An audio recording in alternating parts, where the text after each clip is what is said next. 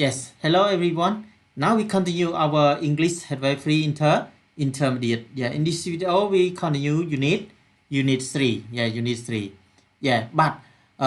in this video I focus on practice. Yeah, mean that discussing grammar. Yeah. According to the last video I show you about the past simple and past continue. Yeah, I explained already the last video. Yeah. បាទអញ្ចឹងអ្នកទាំងអស់គ្នាបានទស្សនាវីដេអូរបស់ខ្ញុំពីមុនមកបាទវីដេអូមុនខ្ញុំបានបញ្យល់អ្នកទាំងអស់គ្នាអំពី past simple ហើយនិង past continue វាខុសគ្នាយ៉ាងម៉េចបាទហើយក្នុងប្រយោគក្នុងវីដេអូនេះគឺខ្ញុំនឹងបង្ហាញអំពីការញែករវាង past simple ហើយនិង past continue បាទលើកមកឲ្យអ្នកទាំងអស់គ្នាពិភាក្សាទាំងអស់គ្នាបាទចាណាអញ្ចឹងចង់ដឹងថាតើក្នុងមេរៀនយើង discussing grammar យើងនិយាយពីអីខ្លះចូលទៅដល់ការសិក្សាភាសាអង់គ្លេសថ្ងៃនេះតែម្ដង yes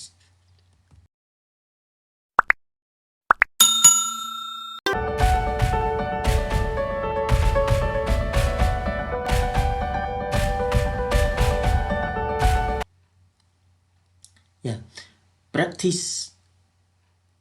discussing grammar yeah Number 1, what's the difference between these pairs of sentences? Yeah. អញ្ចឹងក្នុងចំណុចនេះគឺឲ្យយើងប្រៀបធៀបទៅនឹងប្រយោគ2ណាប្រយោគ2នៅខាងក្រោមនេះណាឥឡូវយើងមើលទៅប្រយោគទាំងអស់នេះបាទ Number 1 When we arrived she was making coffee. Yeah. The second sentence When we arrived she made coffee. Yeah. អញ្ចឹងយើងឃើញប្រយោគទាំងពីរណាប្រយោគខាងលើ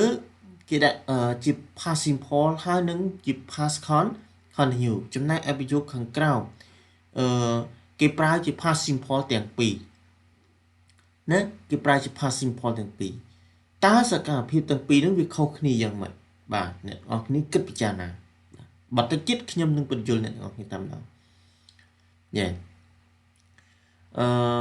number 2 What were you doing when you saw the accident? Yeah. យកមួយទៀត What did you do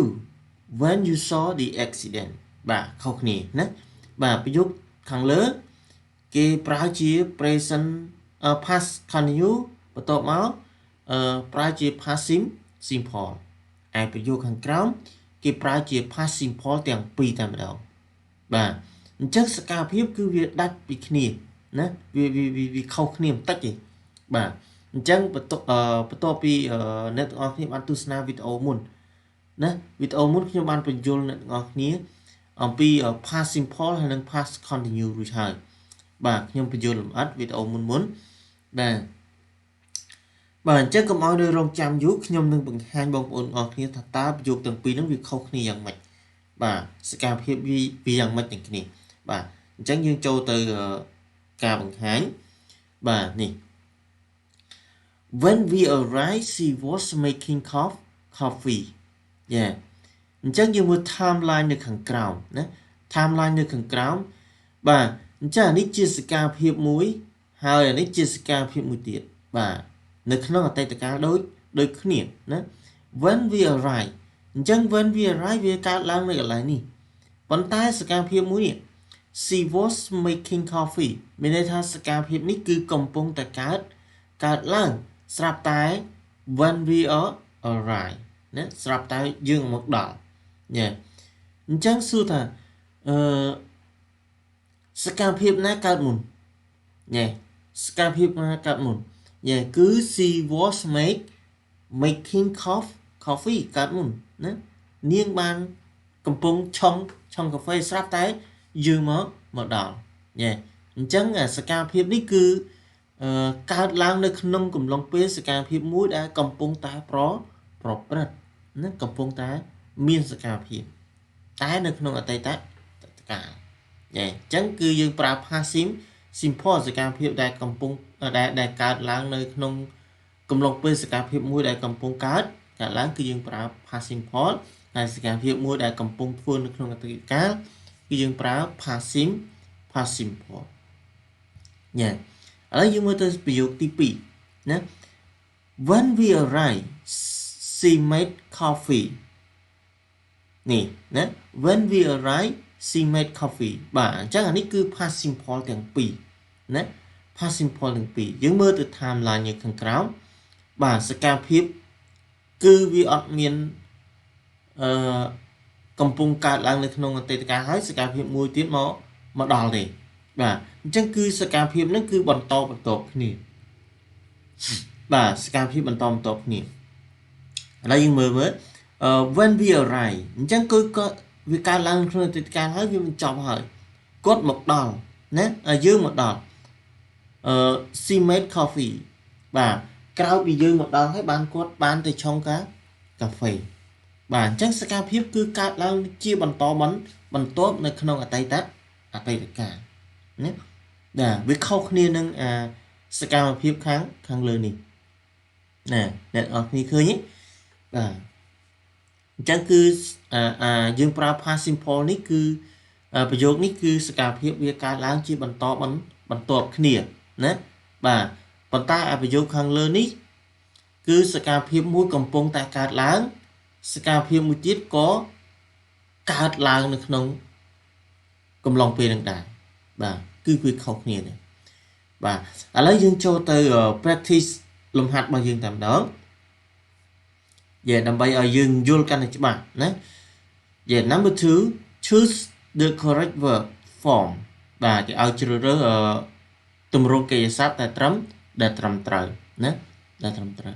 ឥឡូវយើងមើលទី1 I saw ឬក៏ I was seeing a good film yesterday បាទអញ្ចឹងយើងឃើញពាក្យ yesterday ជាអតីតកាលហើយយើងយក saw ឬក៏ was seeing ឥឡូវយើងមើលសួរថាមើលចប់ហើយនៅមើលចប់ហើយមិនចឹងទេហើយមានសកម្មភាពមួយមកកើតឡើងនៅក្នុងកំឡុងពេលដែលយើងមើលនេះឧទាហរណ៍បើយើងមានសកម្មភាពមួយដែលកំពុងកើតឡើងនៅក្នុង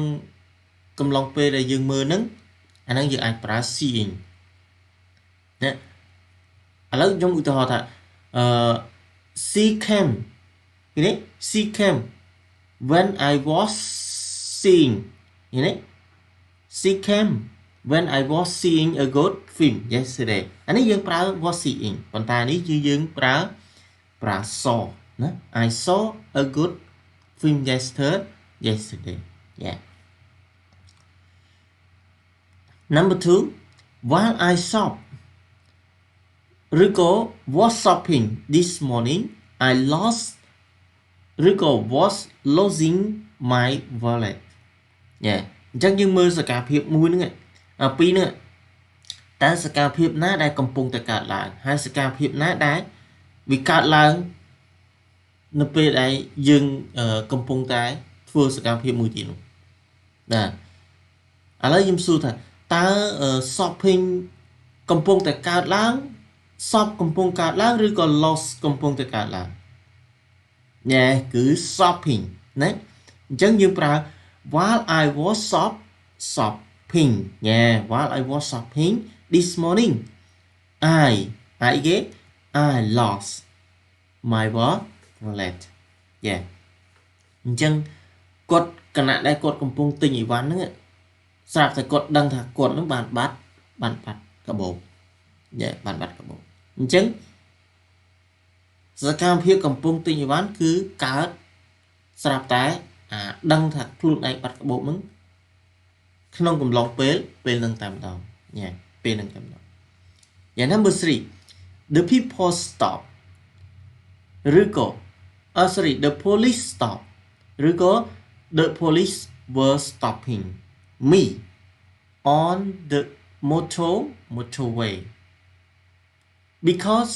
I drove ឬក៏ I was trying too fast បាទដូចគ្នាអញ្ចឹងអ្នកទាំងអស់គ្នាសង្កេតមើលថាតើសកម្មភាពណាដែលកំពុងកើតឡើង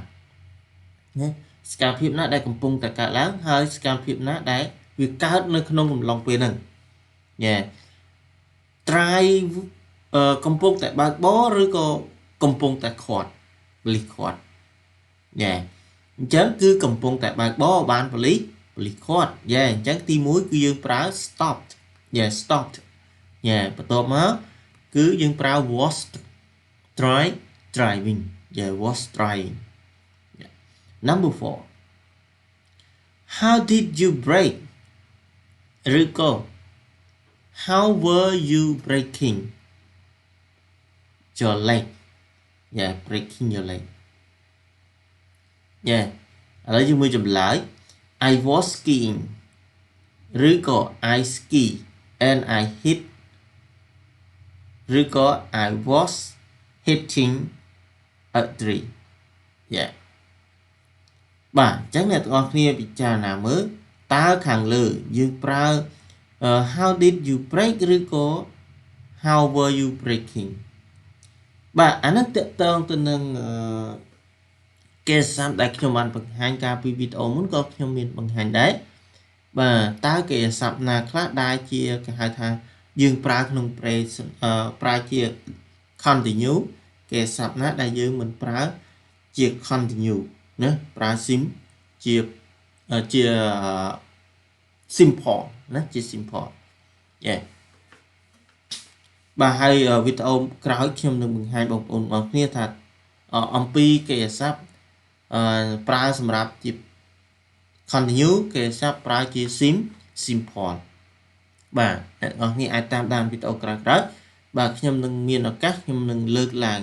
មកបង្ហាញបងប្អូនបងប្អូនតែម្ដងយ៉ាអញ្ចឹងhow did you break ឬក៏ how were you